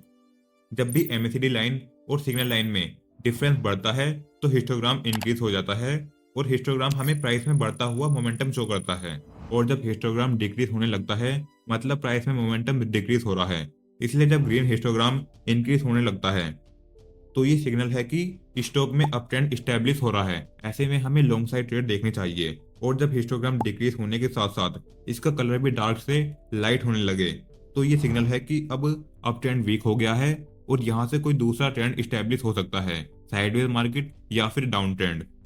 ठीक ऐसे ही रेड हिस्टोग्राम जब बनना शुरू होंगे और धीरे धीरे उनका साइज भी बढ़ने लगेगा तो ये सिग्नल होगा डाउन ट्रेंड का। ऐसे में हमें लॉन्ग साइड ट्रेड को एग्जिट करके डाउन साइड देखनी चाहिए। लेकिन जैसे ही ये डिक्रीज होने लगेगा साथ में कलर भी लाइट होने लगेगा, मतलब डाउन ट्रेंड भी वीक हो गया है और यहाँ से ट्रेंड चेंज हो सकता है। जैसे आप यहाँ पर देख सकते हो, इसके बाद मार्केट साइडवेज हो गया। बट ये सिर्फ एक यूज है एमएसीडी का। आप सिर्फ इस एक फैक्टर के बेस पर ट्रेड डिसीजन नहीं ले सकते। मैं आपको आगे बताऊंगा कि इसके साथ और फैक्टर को यूज करके आप एडवांस ट्रेडिंग स्ट्रेटजी कैसे बना सकते हो। अगर आपको अभी तक ये वीडियो अच्छी लग रही हो तो वीडियो को लाइक कर देना और चैनल को सब्सक्राइब कर लेना। एमएसीडी इंडिकेटर हमें क्रॉसओवर के थ्रू भी बाय और सेल सिग्नल देता है। जब भी एमएसीडी लाइन और सिग्नल लाइन में क्रॉसओवर होता है तो यहाँ पर सिग्नल जनरेट होते हैं। तो सबसे पहले बाय सिग्नल की बात करें तो जब भी एमएसीडी लाइन सिग्नल लाइन को अपसाइड को ब्रेक करेगी तो ये बाय सिग्नल होता है, और जब एमएसीडी लाइन सिग्नल लाइन को डाउन साइड ब्रेक करेगी मतलब ऊपर से नीचे की साइड ब्रेक करेगी तो ये सेल सिग्नल होता है। लेकिन इसमें फॉल्स सिग्नल बहुत होते हैं और लोग यही गलती करते हैं इसे ऐसे ही यूज करके। इन फॉल्स सिग्नल को कम करने के लिए हम बाय सिग्नल को तब वैलिड मानेंगे जब वो क्रॉसओवर जीरो लाइन के नीचे हुआ हो। जीरो लाइन के नीचे जाके एमएसीडी लाइन ने सिग्नल लाइन को अपसाइड की तरफ ब्रेक किया हो, और सेल साइड के लिए क्रॉसओवर जीरो लाइन के ऊपर हुआ हो। बस आपको ये याद रखना है कि जब एमएसीडी लाइन सिग्नल लाइन को ऊपर की तरफ काटेगी तो वो बाय सिग्नल है, लेकिन ये सिग्नल जीरो लाइन के नीचे होना चाहिए। ऐसे ही जब एमएसीडी लाइन सिग्नल लाइन को ऊपर से नीचे की तरफ काटेगी तो वो सेल सिग्नल होगा, लेकिन ये सेल सिग्नल वैलिड तब होगा जब वो जीरो लाइन के ऊपर होगा, तब जाके प्राइस के गिरने के चांसेस होंगे। दूसरा, जब भी एमएसीडी लाइन और सिग्नल लाइन बेस लाइन यानी कि जीरो लाइन को ऊपर की साइड काटेगी तो ये बुलिश सिग्नल होगा, यहाँ से प्राइस के बढ़ने के चांसेस होंगे। ऐसे ही जब एमएसीडी और सिग्नल लाइन जीरो लाइन को ऊपर से नीचे की साइड ब्रेक करेगी तो ये बेरिश सिग्नल होगा, यहाँ से प्राइस के गिरने के चांसेस होंगे। इस तरीके को आप फर्स्ट वाले के साथ यूज कर सकते हो। जैसे जब दोनों लाइन जीरो लाइन के नीचे हैं और एमएसीडी ने सिग्नल लाइन को काट के बुलिश सिग्नल दिया है और थोड़ी देर बाद इन दोनों लाइनों ने जीरो लाइन को भी ब्रेक कर दिया अपसाइड को। पहले स्टॉक बुलिश था ही और अब ये और बुलिश हो गया है। इस ब्रेक पर अप ट्रेंड कंफर्म हो गया है, जिसके बाद मार्केट के बढ़ने के चांसेस और ज्यादा बढ़ जाते हैं। अब हम सिर्फ एक इंडिकेटर पर तो ट्रेड लेंगे नहीं, इसलिए कंफर्मेशन के लिए हम यूज करेंगे कैंडलस्टिक पैटर्न, सपोर्ट रेजिस्टेंस और वॉल्यूम का। वॉल्यूम नहीं तो कैंडलस्टिक पैटर्न और सपोर्ट रेजिस्टेंस तो आपको देखने ही देखने हैं किसी भी ट्रेड से पहले, चाहे आप किसी भी इंडिकेटर का यूज कर रहे हो या कैसे भी ट्रेड ले रहे हो, इनसे ट्रेड कंफर्मेशन लेनी ही है। वॉल्यूम और कैंडलस्टिक के लिए आप ये दोनों वीडियो देख सकते हो, बल्कि कैंडलस्टिक के लिए तो पूरा कोर्स ही है। इनका लिंक डिस्क्रिप्शन में मिल जाएगा और सपोर्ट रेजिस्टेंस पर इसके बाद अगली वीडियो आ जाएगी, तो उसे देखने के लिए सब्सक्राइब कर लेना। अब एग्जांपल देखते हैं। देखो यहाँ पर पहले से सपोर्ट है और इस सपोर्ट पर जो ये वाली कैंडल है ये है हैमर या पिन बार, जो मार्केट में बुलिशनेस शो करती है। साथ में MACD ने सिग्नल लाइन को क्रॉस किया, जो एक और बुलिश सिग्नल है। फिर निफ्टी थोड़ा सा और ऊपर गया और यहाँ पर इन दोनों लाइनों ने बेस लाइन को भी ब्रेक कर दिया, तो जिससे आप और कंफर्म कर सकते हो कि अब ये ऊपर ही जाएगा, और ये बाद में ऊपर गया भी है। अब इन लाइनों का नेक्स्ट यूज है डबल टॉप और डबल बॉटम। अगर आपने मेरी RSI वाली वीडियो देखी होगी तो तुम्हें इसके बारे में पता ही होगा। जब भी मार्केट डबल टॉप पैटर्न बनाता है, जिसे M पैटर्न भी कहते हैं, तो स्टॉक बेरिश हो जाता है और गिर जाता है, और डबल बॉटम यानी W पैटर्न में स्टॉक बुलिश हो जाता है। अब हमें ये पैटर्न चार्ट में नहीं देखने बल्कि MACD में देखने हैं, जैसे RSI में देख रहे थे। जैसे यहाँ पर M पैटर्न बना है तो यहाँ पर स्टॉक के बेरिश होने के चांसेस हैं। ऐसे ही जब W पैटर्न बनेगा तो स्टॉक के बुलिश होने के चांसेस होंगे। अब हम इसका लास्ट यूज देखते हैं, उसके बाद स्ट्रैटेजी को देखेंगे। लास्ट यूज है हिस्टोग्राम डाइवर्जन। हिस्टोग्राम के बारे में जैसे मैंने आपको बताया, अगर ये ग्रीन है तो स्टॉक बुलिश है और अगर ये रेड है तो स्टॉक बेरिश है। और हिस्टोग्राम बेसिकली इन दोनों लाइनों का डिफरेंस है। जहां इनमें डिफरेंस ज्यादा होगा वहां पर बड़े बड़े हिस्टोग्राम बनेंगे, जो दिखाता है यहाँ पर ट्रेंड काफी स्ट्रॉन्ग है और मोमेंटम भी ज्यादा है। लेकिन जहां इन लाइनों में डिफरेंस कम है वहां पर छोटे और लाइट कलर के हिस्टोग्राम बनेंगे, जो वीक ट्रेंड को दिखाते हैं। तो आपको हिस्टोग्राम का बेसिक मतलब तो पता चल गया, पर इसके एडवांस यूज की बात करें तो वही है हिस्टोग्राम डाइवर्जन। अब हिस्टोग्राम डाइवर्जन भी दो तरह का होता है, पहला बुलिश डाइवर्जन और दूसरा बेरिश डाइवर्जन। बुलिश डाइवर्जन की बात करें तो इसमें प्राइस तो गिर रहा होता है, साथ में MACD और सिग्नल लाइन भी गिर रही होती है। लेकिन अगर हिस्टोग्राम को देखें तो वो ऊपर की ओर जाने लगता है। इसमें हाई लो बने लगते हैं ऊपर की साइड को, और यहाँ पर यह माना जाता है कि इसमें डाइवर्जन बन रहे हैं और इसके बाद प्राइस बढ़ने के चांसेस होते हैं, और यहाँ पर प्राइस इसके बाद बढ़ा भी है। ये तो हो गया बुलिश डाइवर्जन। अब बेरिश को देखते हैं। तो बेरिश डाइवर्जन पहले वाले से टोटली ऑपोजिट होता है। इसमें आप देखोगे कि प्राइस भी बढ़ रहा है, साथ में MACD भी बढ़ रहा है, बट सिर्फ हिस्टोग्राम गिरने की तरफ है, कुछ इस तरह से। तो ये माना जाता है कि यहाँ से प्राइस के गिरने के चांसेस होते हैं। तो आप यहाँ पर देख भी सकते हो प्राइस इसके बाद गिरा भी है। तो डाइवर्जन पर आपको ट्रेड तभी करनी है जब वो इजीली दिख जाए, आप उसे बड़ी आसानी से चार्ट पर स्पॉट कर पाओ, मतलब आपको कोई मुशक्कत ना करनी पड़े उसे ढूंढने में। जैसे यहाँ पर इस हिस्टोग्राम और इस हिस्टोग्राम का हाई लगभग बराबर ही है। हमें लाइन से चेक करना पड़ रहा है कि यहाँ डाइवर्जन बन रहा है या नहीं। तो ऐसे में अच्छा ये होगा कि आप इस डाइवर्जन को अवॉइड कर दो।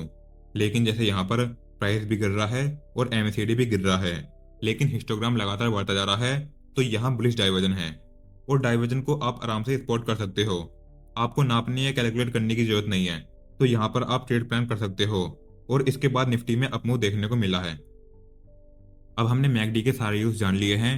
अब मैं आपको 3 ऐसी एडवांस स्ट्रेटजी शेयर करूंगा जिससे आप MACD को प्रॉपर्ली यूज कर पाओगे। पहली 2 स्ट्रेटजी से आप ट्रेंड रिवर्सल ट्रेड कर सकते हो और लास्ट वाली से ट्रेंड कंटिन्यूएशन ट्रेड आइडेंटिफाई कर सकते हो। Strategy number 1, diversion plus support and resistance.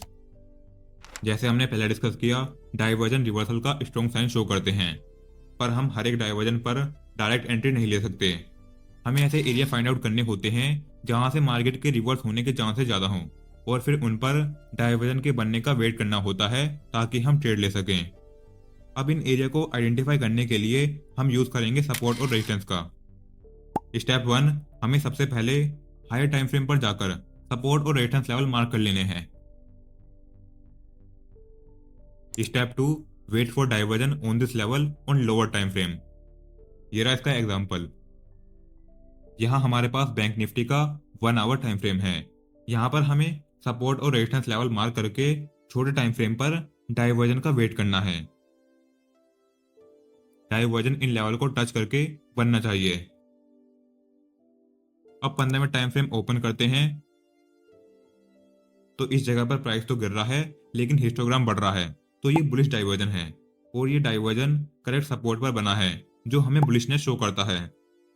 अभी भी डायरेक्ट बाय नहीं करेंगे क्योंकि ये सपोर्ट भी ब्रेक हो सकता है, इसलिए डाइवर्जन में हिस्टोग्राम का जो भी हाई है उस पर एक लाइन मार्क कर देनी है और जैसे ये हिस्टोग्राम ब्रेक होता है और जिस बार ने इसे ब्रेक किया है उसी कैंडल पर हम बाय ट्रेड ले सकते हैं। आपका स्टॉप लॉस रहेगा इस सपोर्ट के नीचे और टारगेट रहेगा अगले रेजिस्टेंस तक का जो इस कैंडल ने हिट कर दिया है।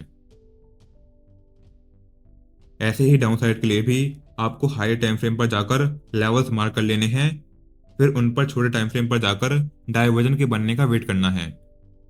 फिर से मैंने 1 आवर टाइम फ्रेम ओपन कर रखा है और ये काफी स्ट्रॉन्ग रेजिस्टेंस है और ये हो जाएगा सपोर्ट।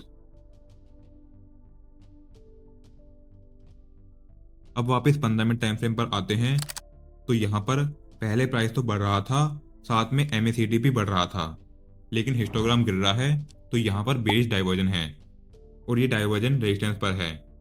इस स्ट्रैटेजी में डाइवर्जन हमेशा हायर टाइम फ्रेम के सपोर्ट और रेजिस्टेंस पर होना चाहिए, जैसे यहाँ पर है। इसमें सेल ट्रिगर के लिए जो डाइवर्जन में सबसे लोवेस्ट पॉइंट है उसे मार्क कर दो इस तरह से। अब जैसे भी कोई भी हिस्टोग्राम इसे ब्रेक करेगा वहां पर हम सेल ट्रेड प्लान कर सकते हैं। तो इस कैंडल पर वो लो ब्रेक हो चुका है तो इस पर हम सेल ट्रेड प्लान कर सकते हैं और अगले सपोर्ट तक का टारगेट ले सकते हैं। तो ये टारगेट तो हिट हुआ ही, बल्कि मार्केट और ज्यादा नीचे गिर गया। Strategy number 2, diversion plus Bollinger band. Bollinger band एक काफी पॉपुलर इंडिकेटर है जिसे लोग रिवर्सल ट्रेड करने के लिए यूज करते हैं। 90% of time price Bollinger band के अंदर रहता है और जब प्राइस इन बैंड से बाहर निकलता है तो ऐसा माना जाता है कि प्राइस रिवर्स होके वापस इसके अंदर आ जाएगा। अगर प्राइस ने अपसाइड ब्रेक किया तो वो वापस रिवर्स होके नीचे आ जाएगा और नीचे ब्रेक होता है तो फिर से ऊपर आ जाएगा। अब हम इसे कंबाइन करेंगे MACD डाइवर्जन के साथ, लेकिन उससे पहले सेटिंग में जाके लेंथ को 20 से 200 कर लेना और STD को 2 का 2 ही रहने देना। अब स्ट्रैटेजी को देखते हैं तो यहाँ पर प्राइस बोलिंजर बैंड के ऊपर है, मतलब ये रिवर्स होकर वापस इसके अंदर आएगा, इसलिए हमें सेल ट्रेड प्लान करनी चाहिए। पर उससे पहले हम डाइवर्जन को देखेंगे। प्राइस बढ़ रहा है लेकिन हिस्टोग्राम कम होता जा रहा है तो यहाँ पर बेरिश डाइवर्जन है। इसके बाद स्टॉक के गिरने के चांसेस होते हैं। सेल साइड एंट्री हम जब ले सकते हैं जब कोई कैंडल वापस बोलिंजर बैंड के अंदर क्लोजिंग दे दे। इस कैंडल पर स्टॉप लॉस इस हाई के ऊपर लगा के नेक्स्ट सपोर्ट जो यहाँ पर है तक का टारगेट ले सकते हैं। ठीक ऐसे ही बुलिश में होगा, पर बुलिश में प्राइस नीचे की साइड निकला होगा तो यहाँ पर प्राइस ने बोलिंजर बैंड को नीचे की साइड ब्रेक कर दिया है। अब हमें बुलिश डाइवर्जन चाहिए तो प्राइस गिर रहा है और हिस्टोग्राम बढ़ रहा है तो ये बुलिश डाइवर्जन है। एंट्री के लिए बोलिंजर बैंड ब्रेक होना चाहिए, पर इसने गैप अप से ब्रेक कर दिया है तो जब ये वापस रीटेस्ट लेने आएगा तो हम बाय ट्रेड ले सकते हैं। स्टॉप लॉस यहाँ तक का लगा के अगले रेजिस्टेंस तक का टारगेट ले सकते हैं। Last and third strategy MACD line plus support and resistance zone. अगर आपने कभी सपोर्ट और रेजिस्टेंस पर ट्रेड लिया होगा तो आपको पता होगा सपोर्ट और रेजिस्टेंस में डुअल प्रॉपर्टी होती है। एक सपोर्ट हमेशा सपोर्ट नहीं रहता और एक रेजिस्टेंस हमेशा रेजिस्टेंस नहीं रहता। रेजिस्टेंस ब्रेक होके सपोर्ट बन जाता है और फिर प्राइस उससे सपोर्ट लेता है। ऐसे ही सपोर्ट भी ब्रेक होके रेजिस्टेंस बन जाता है और फिर प्राइस उससे भी रेजिस्टेंस लेता है। अब हम इसी का ही यूज करेंगे MACD के साथ। तो ये पहले रेजिस्टेंस था जो इस कैंडल ने ब्रेक कर दिया और अब ये सपोर्ट जैसा काम करेगा। प्राइस इस पर पुल बैक लेने आए और वापस ऊपर चला जाए, इस बात के चांसेस ज्यादा हैं। तो प्राइस के वापस इस पर आने पर हम बाय ट्रेड प्लान कर सकते हैं, पर उससे पहले हमें MACD लाइन को देखना है और MACD लाइन जीरो लाइन के नीचे होनी चाहिए। तो यहाँ पर MACD लाइन जीरो लाइन के नीचे है। अब हम बुलिश कैंडल पर लॉन्ग साइड ट्रेड ले सकते हैं। ऐसे ही ये भी पहले रेजिस्टेंस था जो इस कैंडल ने ब्रेक कर दिया। यहाँ पर MACD लाइन भी जीरो लाइन के नीचे है और पिन बार टाइप की कैंडल बनी है जो मार्केट में बुलिशनेस शो करती है। तो इस कैंडल पर हम बाय कर सकते हैं और इसके बाद बैंक निफ्टी बहुत ऊपर चला गया। ऐसे ही आपको डाउन साइड के लिए देखना है। पहले ये सपोर्ट था, फिर इस कैंडल ने इसे ब्रेक कर दिया जिससे रेजिस्टेंस बन गया। अब जब प्राइस इस रेजिस्टेंस पर आएगा तो हम सेल साइड प्लान कर सकते हैं, लेकिन इस लेवल पर कोई बेरिश कैंडल बने, साथ में MACD लाइन भी जीरो लाइन के ऊपर होनी चाहिए, तभी हम सेल कर सकते हैं। इस कोर्स का 7th और लास्ट इंडिकेटर है बोलिंजर बैंड। पर बोलिंजर बैंड इंडिकेटर को लोग बहुत गलत तरीके से यूज करते हैं कि उन्हें लगता है कि जब भी शेयर की प्राइस अपर बैंड को टच करती है तो उन्हें उस स्टॉक को सेल करना होता है, और जब शेयर की प्राइस लोअर बैंड को टच करती है तो उन्हें उस स्टॉक को बाय करना होता है, जो बिल्कुल गलत है। इसलिए इस वीडियो में मैं आपको बताऊंगा कि बोलिंजर बैंड को यूज करने का सही तरीका क्या है।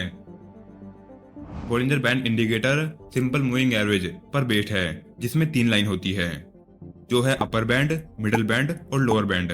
इसमें जो मिडिल बैंड है वो डिफॉल्ट सेटिंग में 20 पीरियड का सिंपल मूविंग एवरेज होता है, और जो इसमें अपर बैंड है वो मिडिल लाइन का +2 स्टैंडर्ड डेविएशन होता है और लोअर बैंड -2 स्टैंडर्ड डेविएशन होता है।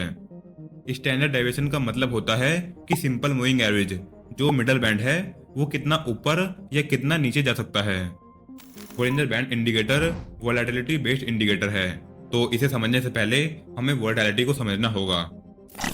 वोलेटिलिटी को सिंपल वे में समझे तो इसका मतलब किसी भी शेयर प्राइस की मूवमेंट की स्पीड से है। मार्केट में कभी भी प्राइस एक सेम स्पीड से मूव नहीं करता है।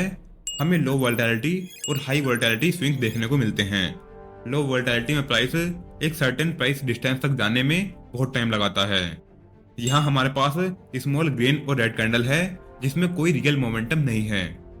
जब प्राइस में लो वोलेटिलिटी होती है तो इसे साइडवेज मार्केट या रेंज बाउंड मार्केट कहते हैं। इसमें ट्रेड करना हार्ड हो सकता है क्योंकि प्राइस बहुत ही कम मूव हो रहा है। दूसरी तरफ हाई वोलेटिलिटी में प्राइस में मूवमेंट काफी ज्यादा होता है, जिससे हमें बिग कैंडल्स देखने को मिलती है और ये ट्रेंडी मार्केट होता है। तो चलिए अब सीधे चार्ट में देखते हैं कि बोलिंजर बैंड्स को यूज कैसे करना है। बोलिंजर बैंड को चार्ट में लगाने के लिए या किसी भी इंडिकेटर को चार्ट में लगाने के लिए आपको यहाँ इंडिकेटर सेक्शन पर क्लिक करना है, और जोन सा भी इंडिकेटर आपको चार्ट में लगाना है आप यहाँ से लगा सकते हो। बोलिंजर बैंड सर्च करके फर्स्ट वाले पर क्लिक करना है, जिससे ये चार्ट में लग जाएगा। अब आप यहाँ पर 3 लाइन देख सकते हो। ऊपर वाली है अपर बैंड, ये लोअर बैंड, और बीच में सिंपल मूविंग एवरेज है 20 पीरियड का, और स्टैंडर्ड डेविएशन 2 है। आपको यही सेटिंग रखनी है। कलर चाहो तो आप यहाँ से चेंज कर सकते हो। वोलेटिलिटी कैसे पता करेंगे कि लो है या हाई है? तो जब लोअर बैंड और अपर बैंड के बीच में डिस्टेंस कम होगी, वो पास पास में होंगे जैसे यहाँ पर है, तो मार्केट में लो वोलेटिलिटी है, मार्केट रेंज बाउंड में है। और जब अपर बैंड और लोअर बैंड दूर दूर होंगे, उनके बीच की डिस्टेंस बढ़ जाएगी, तो मार्केट में हाई वोलेटिलिटी है। जैसे इस जगह पर हाई वोलेटिलिटी है और इस जगह पर भी हाई वोलेटिलिटी है। अब बहुत से लोगों को लगता है कि प्राइस के लोअर बैंड पर आते ही वो इसे सपोर्ट लेगा और ऊपर जाएगा, इसलिए वो लोअर बैंड पर टच होते ही बाय कर लेते हैं और अपर बैंड पर आते ही स्टॉक को सेल कर देते हैं। पर आपको ऐसा नहीं करना है। आप यहाँ देख भी सकते हो, यहाँ निफ्टी ने लोअर बैंड को टच किया, लेकिन उसके बाद भी ये नीचे आ गया, और यहाँ पर अपर बैंड को टच करने के बाद ये गिरने के बजाय और ऊपर चला गया। अगर आप यहाँ पर ट्रेड लेते तो आपका बहुत बड़ा लॉस हो सकता था। इसकी जगह आपको इसे ऐसे यूज करना है। जब प्राइस अपर बैंड को टच कर रही है तो इसका मतलब ये नहीं है कि ये यहाँ से नीचे आ सकती है, बल्कि जब शेयर का प्राइस अपर बैंड को ब्रेक करने के बाद फिर से नीचे आने लगे, तब आप मान सकते हो कि अब शेयर का प्राइस नीचे आ सकता है। ऐसे ही जब मार्केट लोअर बैंड को ब्रेक करने के बाद फिर से ऊपर आने लगे तब आप मान सकते हो कि यहाँ से मार्केट ऊपर जा सकता है। लेकिन सिर्फ इस इंडिकेटर के बेस पर आप डिसीजन नहीं ले सकते, इसके साथ आपको वॉल्यूम का यूज करना होगा। अब वॉल्यूम लगाने के लिए हमें फिर से इंडिकेटर्स में जाके वॉल्यूम सर्च करना होगा और इस पर क्लिक करने से वॉल्यूम आपके चार्ट में लग जाएगा। अब वॉल्यूम लगाने से ये बहुत सिंपल हो गया है। अगर शेयर का प्राइस अपर बैंड को टच कर रहा है, साथ में प्राइस बढ़ भी रहा है और वॉल्यूम भी बढ़ रहा है, तो इसका मतलब है कि ये यहाँ से और भी ऊपर जा सकता है। वॉल्यूम का बढ़ना हमें दिखाता है कि जो भी ट्रेंड अभी चल रहा है उसमें लोग इंटरेस्टेड है और वो ट्रेंड स्ट्रॉन्ग है। यहाँ पर प्राइस ने अपर बैंड को टच किया और फिर भी प्राइस ऊपर चला गया क्योंकि वॉल्यूम लगातार बढ़ रहा था। ऐसे ही यहाँ पर भी इस कैंडल में वॉल्यूम इंक्रीज था। लेकिन अगर शेयर का प्राइस अपर बैंड पर है और वॉल्यूम डिक्रीज होने लगे, मतलब गिरने लगे, तो अब आप यहाँ पर मान सकते हो कि प्राइस यहाँ से नीचे आ सकता है। और जब प्राइस फिर से बैंड्स के अंदर आ जाए तो आप इस जगह पर सेल भी कर सकते हो और लोअर बैंड तक का टारगेट बना सकते हो। इस जगह प्राइस अप ट्रेंड में है और वो लगातार ऊपर जा रहा है, साथ में वॉल्यूम भी कम होती जा रही है। इसका मतलब ये ट्रेंड वीक होता जा रहा है। तो इस रेड कैंडल पर जब प्राइस बैंड का ब्रेकआउट करने के बाद फिर से बैंड के अंदर आ जाए तो इस पर हम सेल कर सकते हैं। अगर हम पीछे जाके देखें तो यहाँ पहले एक डिमांड जोन थी जो ब्रेक होने के बाद सप्लाई यानी कि रेजिस्टेंस जोन बन गई थे। तो अब हमारे पास 3 कंफर्मेशन है कि ये यहाँ से नीचे जा सकता है। पहला, वॉल्यूम डिक्रीजिंग है, दूसरा प्राइस रेजिस्टेंस पर है और तीसरा प्राइस अपर बैंड पर है। तो हम यहाँ पर सेल कर सकते हैं और यहाँ तक का टारगेट बना सकते हैं। अगर हम बाय साइड का एग्जांपल देखें तो इस जगह जब इस कैंडल ने लोअर बैंड को ब्रेक किया तो वॉल्यूम इंक्रीज हो रहा था। तो इसका मतलब है कि ये यहाँ से और भी नीचे आ सकता है और ये आया भी है और नीचे जाने के बाद यहाँ से वॉल्यूम कम होने लगा। तो जब प्राइस फिर से बढ़ने लगे तो हम मान सकते हैं कि ये यहाँ से और ऊपर जा सकता है। अगर आप चाहो तो आप इस जगह पर बाय कर सकते हो जब ये वापस अंदर आ जाए और अपर बैंड तक का टारगेट लगा सकते हो जो इस कैंडल ने हिट कर दिया है। तो बॉलिंजर बैंड को सही से यूज करने का पहला तरीका यही है। और इसके बाद जो दूसरा तरीका है बॉलिंजर बैंड को यूज करने का, वो है बॉलिंजर बैंड स्क्वीज या ब्रेकआउट, जिसमें अपर बैंड और लोअर बैंड दोनों मिडल बैंड के बहुत करीब आ जाते हैं और प्राइस इन दोनों के बीच में कंसोलिडेट करने लगता है। जैसे अभी थोड़ी देर पहले मैंने आपको बताया था, ऐसे मार्केट में लो वोलेटिलिटी होती है और इसके बाद शेयर में बड़े मूवमेंट के आने के बहुत चांसेस होते हैं। अब मूवमेंट ऊपर की तरफ आएगी या नीचे की तरफ आएगी, ये जब पता चलेगा जब बैंड फिर से दूर जाने लगेंगे और अपर या लोअर बैंड में से किसी एक का ब्रेकआउट होगा। आपको एंट्री डायरेक्ट नहीं करनी है, पहले स्क्वीज के ऊपर एक कंसोलिडेशन बॉक्स ड्रॉ करना होगा कुछ इस तरह से। अब अगर इस बॉक्स का ब्रेकआउट होता है तो आप मान सकते हो कि ये यहाँ से ऊपर जा सकता है। लेकिन जिस कैंडल ने ब्रेकआउट किया है उसमें हाई वॉल्यूम होनी चाहिए, जैसे इस कैंडल में हाई वॉल्यूम है। तो आप इस कैंडल पर बाय कर सकते हो और नेक्स्ट रेजिस्टेंस तक का टारगेट ले सकते हो।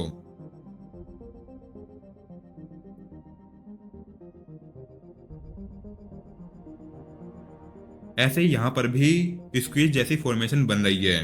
दोनों बैंड मिडल लाइन के पास आ चुके हैं और प्राइस कंसोलिडेट कर रहा है। आपको डायरेक्ट स्क्वीज पर ट्रेड नहीं लेना है, बल्कि आपको इसके ऊपर एक कंसोलिडेशन बॉक्स ड्रॉ करना है। फिर जब बैंड एक्सपैंड होने लगे और साथ में लोअर बैंड और कंसोलिडेशन बॉक्स दोनों का ब्रेकडाउन हो जाए, तब हम सेल कर सकते हैं। और जिस कैंडल ने ब्रेकडाउन दिया है उसमें हाई वॉल्यूम होनी चाहिए, वरना हम सेल नहीं करेंगे। इसके बाद मार्केट हाई वोलेटिलिटी में कन्वर्ट हो गया, जिससे हमें काफी अच्छा डाउन मूव देखने को मिला। और जैसे मैंने आपको पहले बताया था, जो मिडल लाइन है वो 20 पीरियड का सिंपल मूविंग एवरेज है और मूविंग एवरेज सपोर्ट और रेजिस्टेंस का काम भी करता है। तो जब मिडल लाइन ब्रेक होती है तो हम कह सकते हैं कि सपोर्ट ब्रेक हो चुका है और सपोर्ट ब्रेक होने से प्राइस नीचे गिर जाता है। तो अब हम ये मान सकते हैं कि मिडल लाइन ब्रेक होने से प्राइस लोअर बैंड तक गिर जाएगा। और जब मिडिल लाइन अपसाइड ब्रेक होती है तो प्राइस अपर बैंड तक चला जाएगा, पर आपको इसे सिर्फ कंफर्मेशन के लिए ही यूज करना है। जैसे यहाँ पर प्राइस लोअर बैंड पर है और वॉल्यूम भी बढ़ रहा है, तो यहाँ कहीं आपने बाय किया। अब जब इस कैंडल पर ये मिडिल लाइन ब्रेक होती है तो आप यहाँ पर कंफर्म हो सकते हो इस ट्रेड में, क्योंकि फर्स्ट रेजिस्टेंस ब्रेक हो गया है और फिर मार्केट अपर बैंड पर भी गया और इसके ऊपर भी गया, क्योंकि यहाँ पर वॉल्यूम बढ़ रहा था।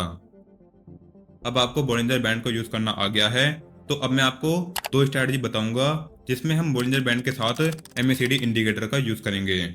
उससे पहले अगर आपने वीडियो को लाइक नहीं किया तो लाइक कर दो और ऐसी ही और वीडियो के लिए चैनल को सब्सक्राइब कर लो। MACD को चार्ट में लगाने के लिए हमें फिर से इंडिकेटर्स में जाना है और सर्च करना है MACD, और फर्स्ट वाले पर मूविंग एवरेज कन्वर्जन डाइवर्जन पर क्लिक करके इसे चार्ट में लगा लेना है। अगर आपको MACD के बारे में कुछ नहीं पता तो आप मेरी ये वीडियो देख सकते हो MACD को डिटेल में जानने के लिए। इसका लिंक डिस्क्रिप्शन में मिल जाएगा। फिलहाल ये जान लो कि ये जो ब्लू कलर की लाइन है ये है MACD लाइन, और जो ऑरेंज कलर की लाइन है वो है सिग्नल लाइन। जब भी MACD लाइन सिग्नल लाइन को नीचे से ऊपर की तरफ काटती है तो वो बुलिश सिग्नल होता है, और जब MACD लाइन सिग्नल लाइन को ऊपर से नीचे की तरफ काटती है या क्रॉस करती है तो वो बेरिश सिग्नल होता है। स्ट्रैटेजी ये है कि जब प्राइस लोअर बैंड पर आकर वापस बढ़ने लगे, साथ में MACD लाइन सिग्नल लाइन को ऊपर की तरफ क्रॉस कर दे, मतलब बुलिश सिग्नल दे दे, तो आप यहां पर कंफर्म हो सकते हो कि यहां से ये ऊपर जाने वाला है, और इस बुलिश कैंडल पर कंफर्मेशन के साथ स्टॉप लॉस यहां तक का लगा के आप बाय कर सकते हो, जिसके बाद निफ्टी ने बिग अप मूव दिया है। और सेल साइड के लिए जब प्राइस अपर बैंड पर आकर नीचे आने लगे, जैसे यहां पर हुआ, पहले प्राइस अपर बैंड पर आया और फिर यहां से ये नीचे जाने लगा, साथ में MACD ने बेरिश सिग्नल दिया सिग्नल लाइन को नीचे की तरफ काट कर, तो अब आप यहां पर मान सकते हो कि प्राइस यहां से नीचे जा सकता है और इस कैंडल पर आप सेल कर सकते हो। सेकंड स्ट्रैटेजी में भी हम MACD का ही यूज करेंगे बॉलिंजर बैंड के साथ, लेकिन इससे पहले आपको सेटिंग में जाकर लेंथ को 20 से 200 कर लेना है। अब मिडल बैंड यानी सिंपल मूविंग एवरेज 200 पीरियड का मूविंग एवरेज है, और अपर बैंड और लोअर बैंड भी उसी के हिसाब से है।